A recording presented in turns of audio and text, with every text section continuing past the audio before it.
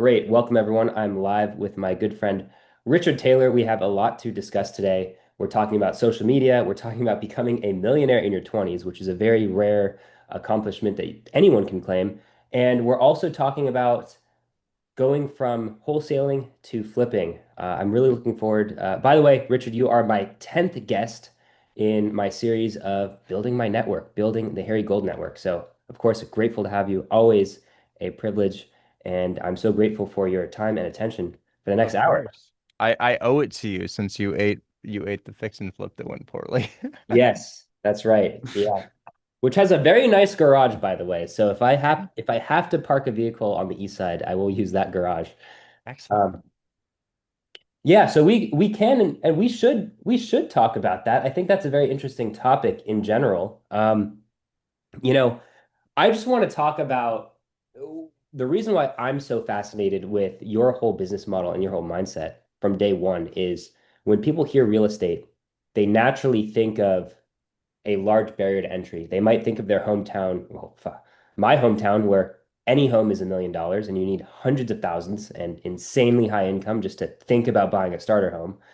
And you've turned that on its head by absolutely lowering the barrier to entry as much as possible. And you talk about that a lot. And so I actually want to take a different approach today. And I think it's cool and I think it's amazing. I think you're able to help the masses. But in doing so, you've achieved an incredible milestone, which was making $1 million at 23. And I also can make the claim I made $1 million in my 20s, but we did it with very different methods. And so you took like the lowest risk approach possible and the lowest amount of leverage, none, no leverage. And I took the highest amount of risk and the highest amount of leverage. I basically, in a nutshell, I borrowed $2 million to buy $3 million worth of unstable real estate. And that's how I did it at 29. And you were wholesaling. So I kind of want to talk about like how you kind of took the risk out of the equation and how you realized wholesaling was kind of the no-brainer method to start making a serious amount of money. Well, I stumbled into it. I just saw somebody on YouTube. His name was Jerry Norton, and he was talking about wholesaling houses on Zillow. Mhm. And I didn't know what buyers were looking for, and I started in the same market you did. Well, maybe you didn't start in Cleveland, but I started in Cleveland, Ohio. I don't know why. I just landed on that market. I liked the abundance of cheap houses, and it seemed like a lot of people were talking about it online. And I would get properties under contract just to get properties under contract. I didn't know who was buying anything like that. And Jerry said, well, you post it on Facebook, you get it under contract, and you post it on Facebook, and you just see if their buyer's interested. And here's how you make your post really attractive. Hmm. So I still do that to this day. I get houses under contract and I post them on Facebook and send them to my buyers list and see if people will pick them up off of me. But when I started, I didn't know what made a deal, so I just sort of lock up everything and I canceled a lot of contracts. But one day, somebody who I introduced you to, actually, Kelly Stumphauser, they Yeah. offered me $2,700, and I was like, "Oh shit, that's pretty crazy. $2,700, I'll take that." And it was for like a shitty little 2-1 in Cleveland. I don't remember the address, but I think it was on the west side actually. I think it was a 45K 2-1 on the west side. And I had got it like 20K below list and she gave me $2,700. But the next one that I got, she gave me 13,000. And then I Ooh. had a buyer that same month who gave me two $15,000 deals. So I had made like 50 plus $1,000 in a very short period of time. I mean, I had been calling for like 4 months and I did my first, well, I think I started this in June of 2021, and I did my first deal in Cleveland, Ohio, October of 2021. And then 2 months after that, I had collected over $40,000 in assignment fees. And I was like, this is what I want to do. So This is what I this must have been from your college dorm at the time. let's see. I was out of my dorm and I was living on Southwest 26th Street in Corvallis, Oregon. You can look that up. I was living on Southwest 26th Street, Corvallis, Oregon, in a tiny little apartment with an orange door. Mhm. My room was probably smaller than the room that I'm in right now. and I was just watching YouTube in my room, and I was taking notes on my notes app on my computer, and I was religiously listening to podcasts, just Mhm. podcast after podcast after podcast after podcast, about this thing called wholesaling real estate. The podcasts I listened to were Flipping Mastery TV, which is actually about flipping a lot too, which is funny because that's what I'm doing now. And then I watched Kong Wholesale to Millions, Khang, Kong Wholesale to Mhm. Millions. And then I also watched um, Wholesale Hotline. Wholesale Hotline. I watched Wholesale Hotline, and completely replaced music. I stopped listening to music, and that's all I listened to. And I was taking action as I was listening. Mhm. Maybe a little bit of bigger pockets here and there, but I'd call, and I still didn't really know what made a deal a deal. Maybe not even until a year and a half ago. I just didn't really know why somebody would buy a house. Maybe until a year and a half ago. I felt like I knew what they wanted, but I didn't know why they wanted it. Mhm. And it occurred to me like maybe a year and a half, maybe 2 years ago, maybe a year ago, exactly what they wanted and why they would buy it. And the mystery of why a deal sold stopped becoming a mystery. I felt like I was getting lucky for a long Yeah. time, maybe with low interest rates, maybe also with creative finance deals and all of the hype around creative finance deals. They just kept selling, and I didn't ever know why people bought them. Mhm. And now that's much more apparent to me. Geez, I Yeah, guess I you lost have to my train learn. of thought. Yeah, no, no, no. Well, I actually really want to go with this theme because this is something I want to talk about. What makes a deal a deal? So, were you? So, I assume at first it was easier to get something under contract, and then you would kind of just be sitting with it, not necessarily able to quickly find an end Yeah. buyer, Yeah, right? I didn't know who my buyer was. I never had any idea who my buyer was. I was more of the idea that if I had a good deal, which to me, the only thing that constituted a good deal was how far it was below list price. And if I Mhm. had something far below list price, it must be a deal. Now I know that that's not the Yeah. case. But that was my gauge. So if it was far enough below list price, and back then far below list was 20K because Mhm. interest rates were so low. So 20K below list was considered to be a good discount. But back then, I would just offer as far below as I could, maybe 15, maybe 20K, and I would it's like shooting a three-pointer with your eyes closed. Maybe you make some, but you cancel a lot of others. Well, I would say you're probably noticing this as you reference the interest. What makes a deal also can change over time. I mean, what was a Right. deal 2, 3 years ago is probably no longer relevant today. And I think where a lot of people get stuck, I mean, I think in business and even like stock trading, which I did for a while, you have to understand the other side of the coin. If you're buying something, you have to understand why someone is selling it.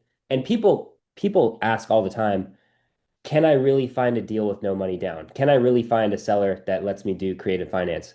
And the problem is a lot of people will look at a problem from their own perspective and say, well, I don't want to just give away a house that I would theoretically own just for the cost of taking over the mortgage. But if you're a 90-year-old, on your deathbed and your kids don't want to deal with the asset, or you don't even have kids and you just want to get rid of the obligation, fine, sure. Or like when did a mortgage takeover, there was a nurse that got a job opportunity in Atlanta. She no longer had anything to do with Cleveland. She just wanted to get out of the obligation and didn't care about making any money. And it's not like she had much equity in the deal anyway. So a lot of people will go into a business model and say, "Hey, I don't get it from my perspective, so it must not work." But what you did was you just kept taking stabs in the dark until the answer kind of materialized. Like, okay, this is what makes a deal, and this is the type of buyer. Because, like, I'm sure before we met and before we discussed, you probably had no idea why anyone would ever care to buy like the dumpiest of the dumpiest homes in the Cleveland ghettos, right? I was really surprised maybe a year and a half ago when you told me you bought those. I was just like, "Oh my God, what do you do with those?" And I even texted you. I said, I actually had the assumption that you were putting 20% down on a DSCR Mhm. loan, and I was like, this doesn't Right. make sense to me. How did you grow a portfolio so quickly with 20% down payments? You must have had over $1 million liquid to Yeah. buy these properties because usually they're for sale at 150,000. Your down payment on a multifamily is going to be 35, no, 38,000 a pop. Your closing costs will be 8K on a DSCR loan. You're putting 20% down on 150. That's almost 40K a pop. And he was like, just bought number 50. And I was like, hmm.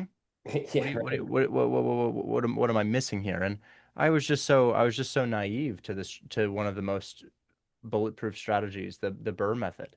And I wouldn't call it bulletproof by any measure, but it certainly has a wealth multiplying effect that a lot of people overlook.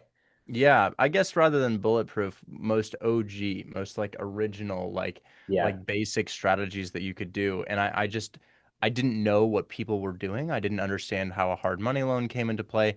And now that I'm doing it myself, it gosh, it just makes so much sense to me. But gosh, I really Yeah. want to do single family, man. Well, I you know. know, it certainly makes sense, and I'll talk about why I don't do single family.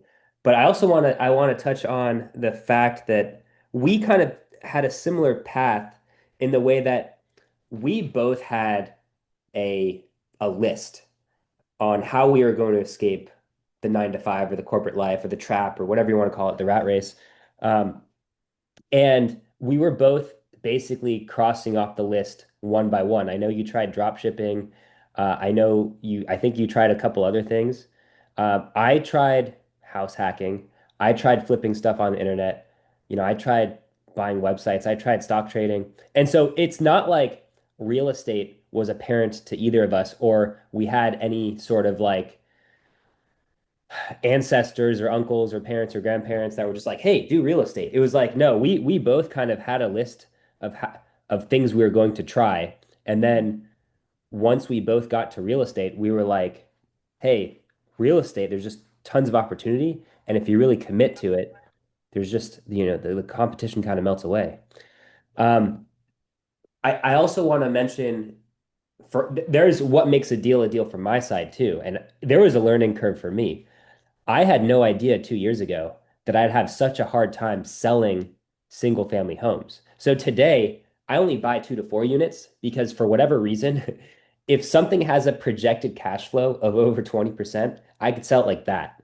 But the second it's at 19% or below, for some reason, no one wants it, yet it's still a great investment. And I'm still happy to keep it in my personal portfolio because I know rents are going to go up. I know it's going to appreciate faster. I know I'm going to have longer tenant um, longer tenancy because no one wants to leave a single family home if they don't have to. But someone that is just trying to accumulate a cash flow portfolio, they're not thinking about all that. They just want to know what the projected cash flow is if they have it fully occupied. And that was my learning curve. So I have plenty of single family homes that are great investments, but I can't really liquidate them. So yeah, you were going to say something? No, I had this guy in the chat. He ran into me at the airport the other day when I was flying out of San Diego, and he said, "It's crazy seeing you at the airport." I was just like Oh, nice. Oh, that's saying hi to him. Getting recognized is a fun part of social media, man. It's always makes you feel good. yeah. It's happened to me a couple times. I'm sure it happens to you nearly every time you leave the house.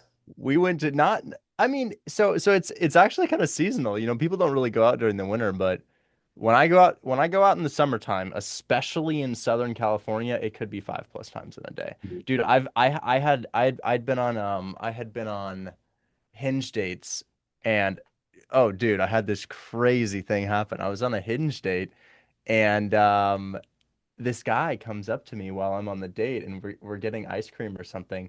And he reacts to me and he's like, "Oh my God, are you Richard Taylor?" And he asks me for a photo, and I kind of do the thing where I like put my arm around him and point at him. And then he's like, "So how do I get my first deal?" And I told him exactly what my buy box was when I was looking for. And then I turned around, and the person I was with was just like, what was that? And I was like, Did you ah, just pay this person? don't worry about it. Don't worry about it. It's just like I'm literally Batman. I'm literally Batman. Nice. Um, you just don't mention it. But no, That's funny. That's social media is so sick, dude. that's a fun flex. Yeah, yeah, it's exciting. I've often thought, before I really started making money and building wealth and before I started posting, I kind of would have the theoretical thought process. Would you rather? Would you rather have $1 million or 1 million followers online? And well, if you have 1 million followers online, you could easily convert that into income. And then, you have some sort of pull, right? But if you have a If million they dollars, like you, if they like you, that is. sure, sure. If they like you, a lot of people have unmonetizable. I don't even think that's a word. It's followings that can't be monetized. I've seen it. If you have like for example, a meme account. Mhm. You have a meme account with 1 million followers. Um, I don't really think you can monetize that. I don't really think Yeah. there's a whole lot that you can do. So it's got to be followers that are attracted to your personal brand. So I'd take the $1 million over a million followers Would you? because yeah, because having a million followers, you can buy a million followers, but that won't get you anywhere. You That's could buy true. yourself a million followers, but they have to like you. They have to like who you are. And that comes from authenticity over a long period of time. Fair enough. Yeah, that's a very interesting perspective with someone that's certainly on their way to having that many. Dude, I'm closing on 4 houses today. Sweet. Um, well, I guess when I say I'm closing, we are closing 4 houses today. I've got an $8,000 finder's fee deal, or I say finder's fee. I've got an $8,000 wholesale deal in Birmingham, Alabama, single family, Section 8, not really distressed, kind of like your finished product. Mhm. And then I've got another one in Akron, Ohio for $5,000, and then I've got another one in St. Louis, Missouri for 10,000. And then I'm buying a flip. I'm buying a flip in Detroit, which is your exact method. Cool. Lenders paying for the purchase price, rehab. I'm in it for 77.5 off the bat, but I asked for 31 on my rehab, and the ARV is going to be about 145 to $150,000. So, Great. and the cool thing is, an investor did the entire inside, fully done up, but they didn't do the siding and roof or mechanicals. So it literally just needs siding, roof, mechanicals. And Yeah. as we know, that's a 2 week turnaround. You could do siding, roof, mechanicals in 2 weeks, or at least my guy can. And I'll be back under Weather contract. permitting on the roof and the siding. Detroit's getting nice this time of year, man. It's Okay, getting perfect. all spring over there. Yeah, I had a guy asked him why he didn't finish mowing all the lawns yesterday. He was like, "Dude, it's been raining all week." And I'm like, "Oh, well, This okay." guy says, "How are you able to purchase these cross states? How are you able to purchase these across states?" Harry goes out there to see his projects, but I don't run nearly as many as Harry. So the first three that I told you are wholesale deals totaling $23,000 in assignment fees. That's closing today. The last one is a fix and flip that should make me around 35 to $40,000 in about a month and a half. How am I doing this? In an area that I don't live, probably about 3,500 miles away from me. I don't know. How far is Detroit? I'm going to guess 3,500 miles. Maybe Probably 30. less. You think less than that? I don't Probably know. like I don't 3,500. have a good idea of that in my head, but anyways, it's no different from doing it in your backyard. Like let me put it this way. If you bought a house in your backyard, are you doing the rehab for it? No, you don't have a license. You're not a GC. You're hiring a contractor. Are you going to be there every step of the way to babysit your contractor? You just gonna be like, "Hi, how's it going? How's it going? How's it going? How's it going? How's it going?" Let me ask you this: Are you gonna go to the title company and close the deal? No, you're still gonna get a Well, notary. so Your I actually have, contractor's still gonna do it. You will be virtual the entire time, even if it's right there. Even if it's right there. So there's no difference. There's really no difference. The only difference is my project's a little bit further away, but I trust my contractor with my life. yeah. So there's absolutely no, so I've had this thought process. Obviously, I'm spending a lot of time in Cleveland now, but leading up to the past 2, 3 months, I was almost like 95% of my time just in California. And I think about how, the time I was spending in Cleveland, people would just either they were legit and they were getting it done right, or they were just lying to my face, right? And as someone that's not a contractor myself, I don't know how long it takes to paint the exterior of a house or rewire a house or redo the flooring. So if someone was going to lie to me, like if someone was going to mislead and scam me, it didn't matter whether or not I was there. It just mattered how I managed the situation. Only give them enough money to do whatever phase they're in, hire a third party inspector that actually knows what's going on, and that would have nothing to do with my presence. And you might think, oh, well, just get more experience, just learn more, just do more. Well, you know what? I'm there. There's no point in my future where I'm going to become a licensed electrician or a licensed plumber or a licensed HVAC person or know how to paint and floor and do windows. Like, there's no reason to even think about that. But I can hire specialists that can check up on people. I can have people send me daily photos. So even though I will be going there and spending a lot of time there. It's because my intention is to do 8 flips at a time. So the risk to reward is being there is definitely heavily in my favor. And also, I'm self-managing my portfolio in the short term because I do see that as my exit plan. So if I can actually get to know my properties, get to know my tenants, get some buy-in from them, have them actually be long-term tenants and take care of the stuff, then my whole life will be better as soon as I outsource that property management piece, a few months from now. Here's a good question. This guy says, I just don't see how you find buyers that are willing to buy or give you a finder's fee. Man, anybody who buys a house is willing to pay a finder's fee unless they're a retail buyer. And even then, you could probably squeeze it out of them. If you're a retail buyer, you probably buy once every 10 years, right? If you're an investor, I mean, Harry, how many you buy per month? I was supposed to close on a fourplex today. I'm closing on two triplexes tomorrow, and I'm closing on our duplex next week. So, Oh, there you go. Right. I forgot. We're doing a yeah, deal together. We're doing a yeah. deal. So man, Just lady anybody first. who buys houses at scale, anybody who buys houses at scale is willing to pay a finder's fee. They don't want to be hopping on the phone because it's really simple. Um, why do you overpay for food on DoorDash? Right? You literally, why don't you just go get it yourself? Why don't these investors just go get it themselves? Why don't you just go get it yourself? Because there's levels to this shit. And while your thing that's affordable to you is food, our thing that's affordable to us is houses. And I don't really care to call to find my own. Hmm.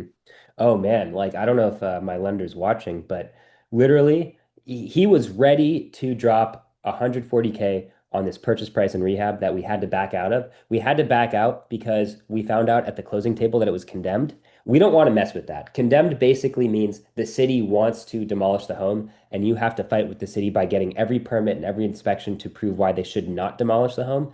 It's not even a worthwhile endeavor. It's just a full waste of time and it's very expensive. So we found out at the closing table practically that it was condemned, so we backed out of the purchase. But now my lender is like, "Hey, I had these funds ready. Like, let's use it."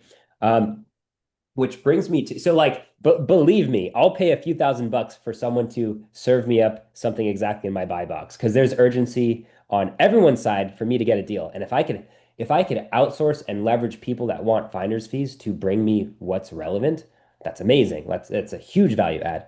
I also wanted to ask you, I introduced you to a lender that has a unique financing method, and I've been able to replicate it a few times, which is they finance the purchase and renovation. They'll do that with a track record. They know they'll do that if they know you have liquidity and good credit, et cetera, et cetera. Have you been able to find anyone independently that has made similar offers? Similar offers as into the offers that you make? No, no, no. Similar offers to like I'm a lender. I will give you the purchase price and rehab up front for your Oh flip. yeah, we found them. We remember we were talking about this in San Diego the other Yes. day. Yes, the Um, audience does not remember. Oh yeah, yeah. So we met a normal lender and they said Yeah. 90% LTC, which is Mhm. 90% for the listeners, 90% of purchase price and rehab funded, or maybe it's some combination of that. But he said this is what we can do. This is the best that we can do. And he's like, and this is where the following came into play. My business partner Chris has like maybe a fifth of my followers. So he's got 150,000 on Instagram, which is still enough to That's pull sweet. pull your weight. It's still enough to be somebody who's like, oh, okay. So Chris is like, yeah, so I've got 150K on Instagram and I run a community of real estate investors and wholesalers. We'll plaster you all over the community and say that you're our lender. But I want 100% LTC, no draws. Mm. And they said, okay. And they said, okay, you know how much they have to lend? $15 million. So, and you know what else? We'll get kickbacks from the referrals. We'll That's get pretty kickbacks sweet. from the referrals. So yeah, you can create these investors, and I'm sure you created your lenders to some Mhm. extent just by finding these individuals and telling Yeah. them what you could do. Right. So, yeah, I'll talk about that real quick because I think it's super relevant. Because I say to everyone, you have to realize that it's worthwhile to form the track record because once you do, the snowball effect really kicks into play because of these reasons. People, because of the reasons of lenders existing that will finance your purchase and rehab up front. So, there was one guy that financed these properties for me at first. I thought it was too good to be true, to the point where I flew to Cleveland just to meet this guy because I was like, I think you're a scammer. I want to meet you face to face. I don't believe that you're going to fully finance a purchase and rehab. I was like, I don't think this exists. Well, he did it, and he did it again and again and again, and he did it 45 more times, which is Are how we I talking feel. about the guy we know? No, we're not. We're talking about someone else. Wow. Yeah, so Yeah, there's multiple. There's there's multiple. multiple for sure. Very Yes. powerful. Yeah, so he charges a lot, and they have they get very creative. I'll put it that way. And sometimes it's creative in your favor, and sometimes it's creative not in your favor. So I did a lot of deals with them. I borrowed millions of dollars with them, and then I expanded my network. I had someone that was introduced to me through a stock trading community that had $100,000 they wanted to lend. I borrowed it with the same structure. I had a coworker that worked with me in tech sales. I borrowed money from them with the same structure. Then I got a referral to another lender that does the same type of structure. And then there's the one that we share. And that my business partner at the time was on an airplane. He was just chatting with the guy next to him, and that guy happened to know this other guy in Ohio that was starting his hard money lending firm, and they let us do the same structure as well. So I've done it with five different parties, and now you're telling me that there's a sixth party. So basically, if you can prove a track record, the money is out there to borrow it in whichever way you see fit, ultimately. Yeah, yeah, it is. And I feel like I could create a couple more just by going through my contacts. I know a couple people who I Absolutely. could probably convince to do the deal. Hmm. But yeah, it makes a lot of sense to them. I mean, they get 15% interest only some of the time. I mean, Yeah. that's great. Where else are you gonna get that? Right. And maybe they get an origination fee and it's backed by real estate. So if you screw up, they're like, hey, I'd like to own your real estate. And you kind of have to say yes. Um, yeah. So let's talk about what about some alternatives for people that are not on social media? Like, and they want to become great at wholesaling. Now, I'm on the side of you where, yeah, just start posting every day, make some content, get your face out there, get your brand out there. A lot of people don't want to do that because they might have some sort of imposter syndrome. They don't feel like they deserve to post until they've proven something. So, or maybe they just never want to show their face for privacy. Maybe they have little kids that they don't want to just put on display or whatever, even though that's not like a real whatever. Like, what are some alternatives to posting online that you've heard of wholesalers having success with? To sell their deals or to build a following? To, I guess, to both buy and sell deals. Like, Where are you asking me where wholesalers post to buy and sell deals? I would say like how would you do things differently if like the social media following was just like non-existent? Oh, the same way that we're doing now. I've got, what was that, 23,000? Yeah, $23,000 in assignments will close today. Hmm. Out of that, my firm will keep about 10 because we give the majority back to the students. Yeah. Um, and that's not off social media at all. That's just off of a list of even not even including the ads that I run. That's simply off of I have employees who scrape Facebook and people will post and we can start a new one if this meeting dies, but Oh, um, essentially my employees scrape Facebook posts, and the Facebook posts will have buyers who previously reached out, well, there you go. and they'll say, "Hey, I was interested in this deal." And they'll collect them, they'll vet them, they'll get their proof of funds, their email, their phone number, and that's all they do. They're not selling VAs, they're gathering VAs, and they Hmm. gather and they gather and they gather and they gather. And then, because they've opted in to receive our text messages, we text blast them, email blast them, and cold call them, and I have a separate team of virtual assistants who just calls all day long. Hmm. And I would say that remember when I told you I was worried about not being able to sell turnkeys Yeah. on my story because that's not really what those buyers buy a lot of the times. Mhm. A lot of the times they'll buy like a creative finance deal or maybe a distressed house. Right. So I don't really use social media to sell my deals. It would be great if I could use social media to sell my deals, but There you go. that's not really how I've historically done it. The only type of deals I can sell on my social media are retail buyer deals. I could sell a $0 down condo like the one that I showed you the other day, but I think my followers largely don't want to buy. I They want think to learn how to wholesale. they want to learn how to make money. So I don't know Yeah. if I have the exact same ability to move turnkeys that you might have. That's really interesting. That's really interesting because I think a lot of people might see you and your success and they just say, hey, I don't care to grow a following, but knowing that you really don't need that to wholesale at all, I'm sure is like comforting to a lot of people. Yeah, no, Um, you don't. The following doesn't really help me with the sell side. It helps me with the acquisition side because people like, for example, I've got a house in Austin, Texas right now. It's actually available if any of you guys want it. I've got a house in Austin, Texas. The seller, it's 350K. The seller agreed to, Harry, guess how much the payments are on 350? I guess 2000, Try 500. 2,500. Try 500. try 500. Guess what the interest rate is? I mean, zero. Yeah, 0% interest.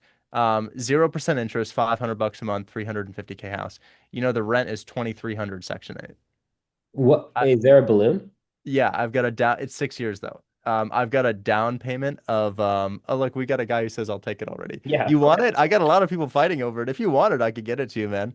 I've got a Hey, down payment of 45 on it, and they just agreed to amazing. I don't want to say the seller shot themselves in the foot, but guys, a 350K asset does not have $500 a month in payments. A 350K asset most certainly does not have 0% interest financing with rent over 4 times higher than the monthly payments. It's just an impossibility, especially with only a 36K down payment. Now I have it at 36K down, but I want you guys to enter at 45K down.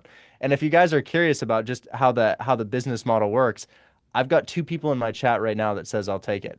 Harry, should I sell it? Should I sell it to them live just to show the power of these That guys would who be buy deals? amazing. I would be You want me honored to if you sold it my live. dude, if I sell, you guys think I can sell it live? Okay. Yeah. So who do we think wants it? So we got Javid bin Ali. Javid bin Ali wants it, and then we also have Royal Champagne. TikTok chat, help me decide who I should call. I'm feeling Javid bin Ali because this maybe I'm wrong about this assumption, but a lot of the people who buy my 0% interest deals, they're Muslim buyers. And the reason they buy my 0% interest deals as Muslim buyers is because when you're Muslim, it is considered haram or not allowed to deal in interest of any form. And these individuals love it when the seller agrees to 0% interest because you're not dealing in interest. So it's a halal form of real estate investing, which is really interesting. So a lot of people who buy these types of deals, they're Muslim. And I don't know if that's a Muslim name. Maybe I'm wrong about that. But this guy's name is Javid bin Ali. Um, and I think there's a chance. You know, maybe I'm wrong about that. But I consistently see a lot of people who want to buy stuff like that. Anyways, this guy right here, Javid bin Ali. I'll tell you what, man. I'll give you a call right now. Um, I'll give you a call right now. I'll shoot you a DM. I'll follow you on TikTok, and then you go ahead and shoot me a call, and I'll see if I can sell it to you. So his name is. Oh, you got a long username. Let me see if I So do can. you have your transaction coordinator ready to go? It's like, hey, we need the email address, send it, sign it, and then Oh you're yeah, good. I'm not gonna do a. I'm definitely not gonna do a contract myself. I don't do Right. that anymore. Yeah, that's cool. That's great. So I can't I could get my turnkeys under contract to sell pretty much live while I'm live, and I often do. But on the buy side, I'm like, well, I got to go check it out. I got to verify the repairs. I got to go see, if what I can actually pay for this place. Well, let's see if this guy calls me. Let's see if this guy calls me. Javid, I just sent you my cell phone number. Now, honestly, a big part of this, man, is if you can do it on the live stream because if we can get this to happen on the live stream, I mean, man, this thing will blow up. This will blow up. Yeah. If I can show a real wholesale deal, like a deal And in real you time. weren't even trying. You were just talking about a deal Oh that yeah. came across your desk. Yeah. And then I've got another one. Royal Champagne. Were you serious, Royal Champagne? Did you actually want it? What's going on in Austin? I don't know. That's just how it goes. Royal Champagne. So I have a question for you. So, you're talking about a deal and you've kind of have a system dialed in, every day you dial it in more and more. You work at your craft. For me, the light bulb of the things that I could easily sell are anything that can cash flow over 20% based on someone's down payment and closing costs. Do you have a similar type of deal where when it falls in your lap, you could sell it like that, kind of like this one is? Um, it's the 0% interest, man. It's the 0% interest seller financing, Hmm. specifically on multifamily, but it could also be a 25% cash flowing single family or multifamily. Uh-huh. That's kind of like one of your turnkeys. Yeah. So probably one or two of the deals I have closing today are simply high cash flowing single and multifamily deals that we have it for lump sums, not with creative finance. Um, okay, so he's texting me back. He says, "Awesome, send me the details right now," and I'll just go ahead and send it to him. I actually sent this to our buddy Kian as well. It's great when you know people like this, guys, because you just Yeah. trade connections. You know, I give Harry a connection like Kelly, and Harry gives me a connection like Kian, and we just go back and forth, man. Excuse me. Yeah, so I mean, there's a lot of room at the top. If you stay committed and you keep showing up and you keep meeting people and you keep taking action, you keep doing deals, I mean, the world shrinks. And I actually noticed this in technology sales in a very different career path. When I was selling software, I was just realizing like, hey, if I just stick with this a few years, there's certain people that get promoted, they go into management positions, they switch companies, and before you know it, you know everyone at the top of every company. The real estate industry, like any industry, is no different. If you stay in the game and you don't screw anyone over, you keep making progress, you keep putting your name out there, you end up knowing all the movers and shakers of the industry. Yeah. No, yeah, yeah.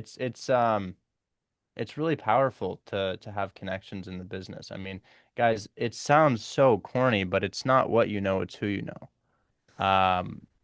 It's really kind of insane. Like I don't know how to close a trust deal. I don't know how to get lending or to do title work or any of this stuff. It's just my team that I have in place and they literally do everything for me. It's insane. So like for example, this guy who I just sent this deal, if Javid is like, yeah, you know what? I'm gonna pull the trigger on this. Yeah. Um, I'm not gonna do anything. I'm not gonna send the contract. I'm not gonna do the title work. I've already done my job. My job is calling realtors. Mhm. Amazing. So let's talk about your transition from wholesaling to flipping. You know, what makes a deal a deal? You must have learned over time selling me stuff. Like when something comes across your desk that I'll buy, you probably have a pretty good feeling like, oh, Harry will buy this immediately, right? Oh yeah. Oh And yeah. I so, know. I know very quickly if you want it. right. And I will actually say to someone listening, someone that wants to get good at wholesaling, I guess we have less than a minute left. Should we just proactively switch to a new one? Yeah, let me open a new one and we'll just hop right back in here. Great. Yeah, man. I'm on Cool. a call with a buyer right now. He's Yeah. paying me one of those finder's fees. Like the finder's fees I just talked about, this guy is literally paying them to me. And Right. I'm on a What call am with I him right paying you? now. I don't even know. Like I'm not even thinking about it's His painless. I'm happy to his pay it. it's $3,000, but your lender's paying it, not really you. Oh my gosh. Well, here you go. 3,000 bucks. Yeah, yeah. So yeah, guys, I collect buyers and they pay me. I mean, look how many checks I've accumulated. I just started collecting our checks in the Oh, that's past month. fun. Dude, isn't that fun? These are all wholesale finder's fees checks. But I leaked 4 addresses today that are closing. You guys just feed my buyers list. It's really simple. All I do is I run advertisements for buyers and they come to me and they're like, "Hey, find me discounted properties." Like the guy I'm on a meeting with right now.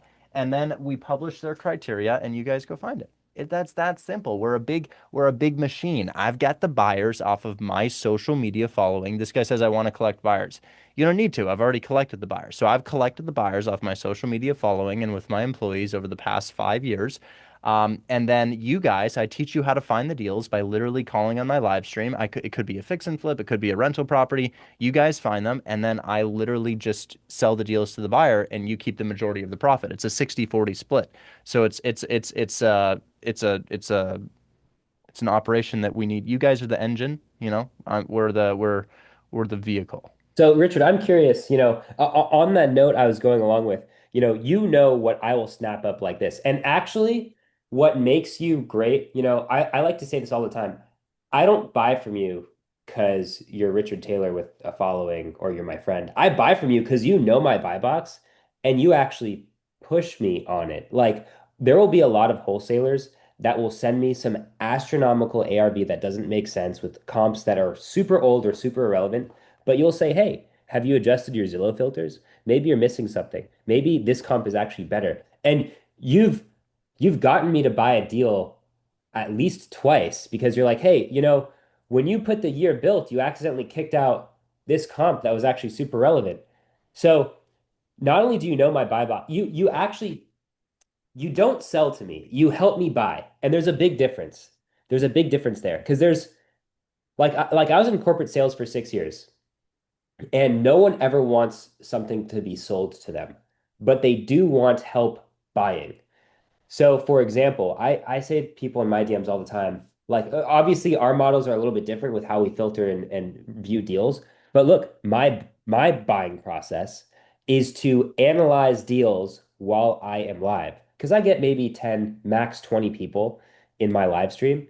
And I am happy to review their deals live while I am live. And if they just take the step to show up, then their deal gets priority. It's that simple. Of course, if they're in my DMs and if they're in my emails and if they're calling and texting me, I might get around to it eventually. But if they bring it to me while I'm live, which you personally often do, you call me between 2 and 3 p.m. and you say, check out this deal. And I say, perfect. This is the window where I do it.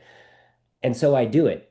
And that increases my odds of buying it like tenfold or 20-fold because you are following my buying process. You are helping me buy. You're not just trying to Oh sell. yeah, I love to argue with my buyers, guys. My buyers will say that's not a deal, and I'll say you're stupid, and I'll literally just argue with them. But no, it's I don't like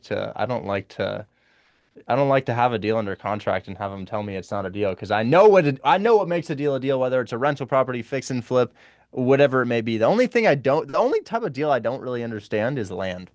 I just don't know shit about land, man. People send me land deals and I'm like, it's not that I can't do it. I just don't know anything about it. The land I'm stuck with, I'm thinking of just converting it to parking. So that's a mystery to me also. But I do want to go with this theme for a second here. You know what I buy. You know my buy box. How is that translated to your flipping business that is starting to bloom? How does your buy box transition to my flipping business? What do you Or mean? what? So you've learned what makes a deal from my perspective, and that must have had an impact on what makes a flipping deal from your perspective too, right? You know, the 60% of ARV or, the amount of What do cash you flow on the back end. What do you mean? So you have a fix and flip buy box. Yeah, It yeah. didn't come out of thin air. Yeah, you taught me what I should be looking for.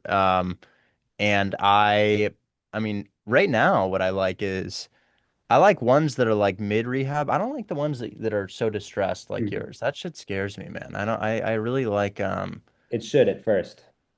yeah, I really like to do pretty average jobs. The one I'm buying today, actually my notary will be here in 1 hour and I will buy a house live on my Yeah. TikTok. The one I'm buying today, I'm picking up for 77. It just needs roof siding and mechanicals. That budget was estimated at 26.5 by my contractor because it's kind of a larger property, duplex, big one. And I asked the lender for 31 so that I could net 27 just in case. I asked for a little bit more than I might need, That maybe 50. sounds like a good price. I'm usually thinking a roof alone could be at least 10K. Yeah, yeah. He does decent numbers with me. And I should be able to sell this thing for $145,000. And yeah, yeah, I mean, I also have another one here which I'm a little bit nervous about. I'm aiming to sell it for 130,000 and it should bring in 2,100. But that sounds good, doesn't it? Yeah. So 130K, 2,100. You think you could move any of my deals, my turnkeys? could I move your turnkeys? Yeah, I give you a fee like you give to Kian. I'd prefer not to, because the energy could go towards selling my turnkeys, or at least getting the It's next one. true. But It's true. yeah, It's true. They could. I still have yet to post one on my story. Um, I should do that though. When you post a turnkey on your story, do you just do what do you do when you post on your story to sell? I mean, it's as simple as DM me buyer if you want to get in line to be in my next turnkey buyers list, and I just call them while I'm live, or I actually make a promo video about it, walking the property.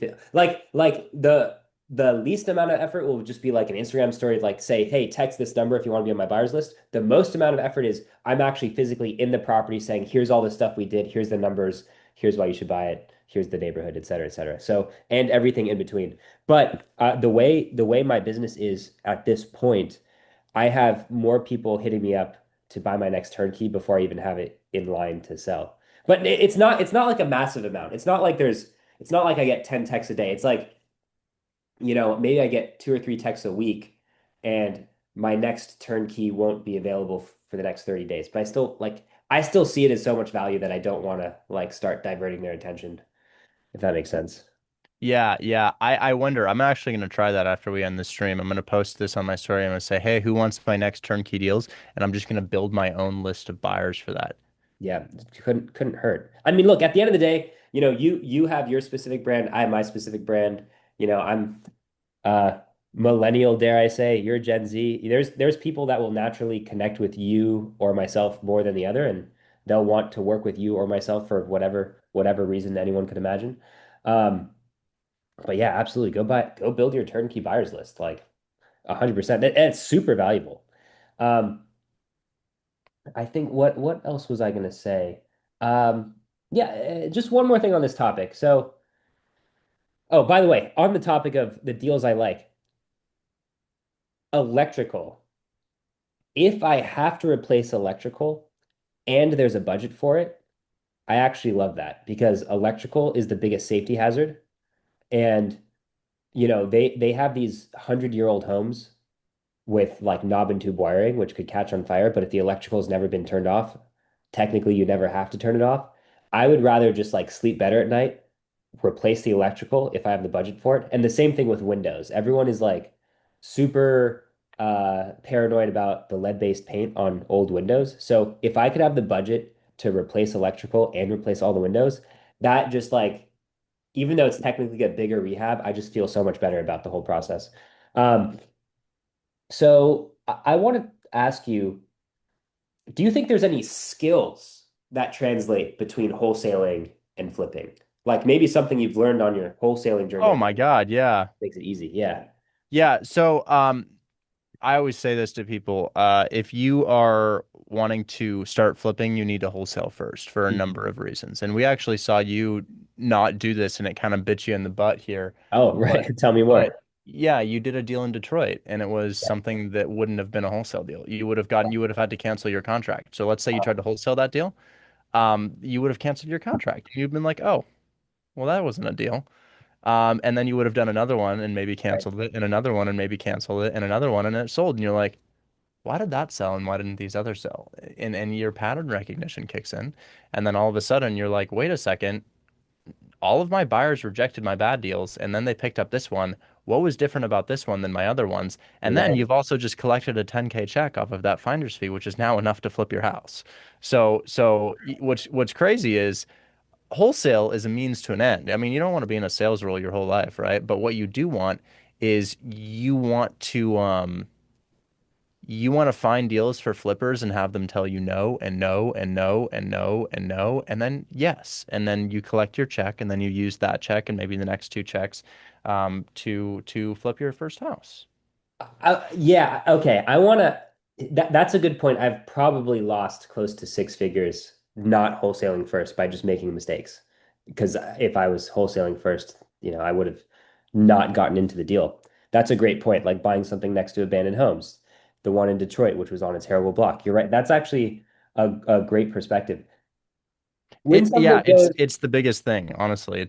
I tell people like there's no better way to both build the capital and understand what makes a deal a deal.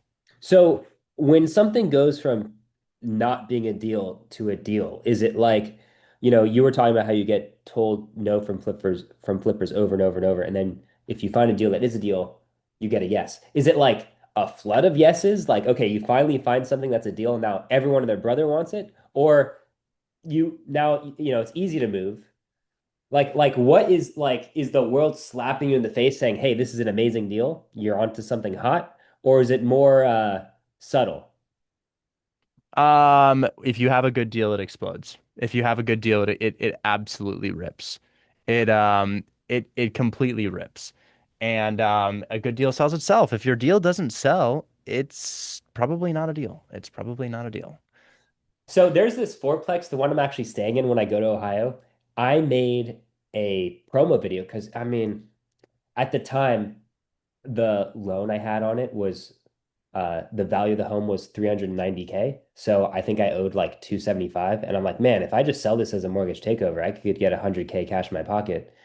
And while I was making that video, I even say it in the video. I'm like, actually, this is such an amazing deal because of how hot this area is that I don't think I want to sell it. I reappraised it for 500K only 2 years after it appraised for 390. I refinanced it, got 50K out from the refi. And now I stay there myself. And now I'm like, I'm happy I kept it. But people were like people really wanted it. I'm like, oh, actually, hold on a second. This might be too good to let go of. And I'm glad I didn't let go of it. Um, All I right, have a cool. couple like that. I really Yeah, love my fourplex too. I'm really glad I didn't let go of that one, although it does need repairs all the time. One day it won't. One day everything will be fixed and it won't need any more work.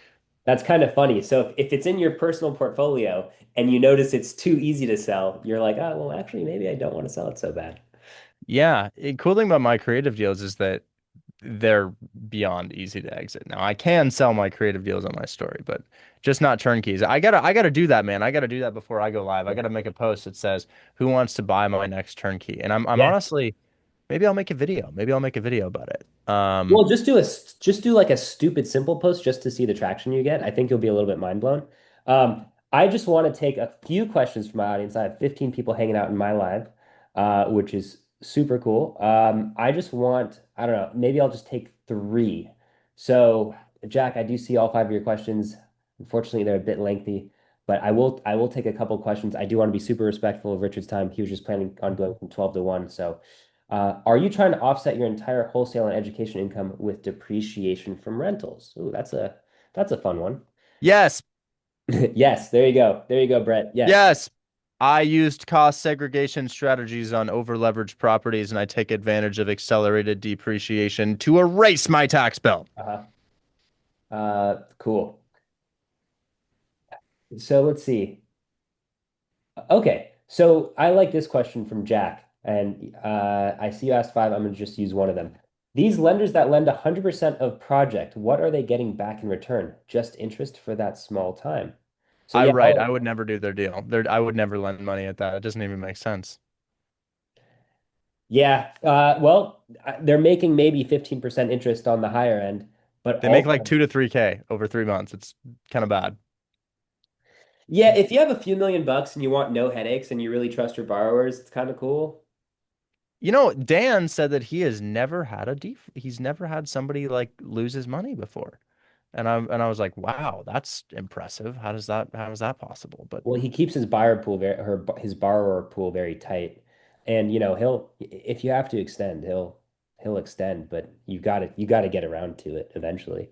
And he's just accruing interest and charging additional origination fees every time you extend, et cetera, et cetera. Um, But like I have a really good track record. You have a solid amount of liquidity, so he lends to people like us. Let's see. Richard, are you doing inspections outside of your contractor walking the property? Like, no. no, you just take their quote. Yeah. No, my contractor walks, tells me what's wrong. I actually had my contractor walk today on a property in Detroit, and everything looked really good inside, but the floors were slanted everywhere. Every floor was ever so slightly slanted, and he was like, "Nope, Really? foundation issues, no go." Oh, He 'cause they said, were thinking. yeah, he said that it needed a beam or something in the basement, that it was really risky. So I was like, Oh, yeah. I don't like that. "Why do you only flip in Detroit?" Because I don't know, I just don't know a whole lot about the other markets. I would flip in other markets, but I've got a strong buyer pool there. You also mentioned the volume of multifamilies is pretty cool. Yeah, yeah, there's a lot of multifamilies in Detroit, so I really do like that. I have to pee so bad. Okay, we'll take one last question. Um, One last question. Uh, no, actually, I think we're good. I think we're good. Richard, thank you so much for joining me today. It was an absolute pleasure. I hope we could do it again soon. I think this was a lot of great content. I hope you got to chat about some new things that otherwise wouldn't come up. And of course, you and I will chat again very soon. Yes, yes, I'll be back in San Diego shortly. All right, great. Take care. All right, have a good one, man. Thanks for All having me. right, Bye-bye. bye.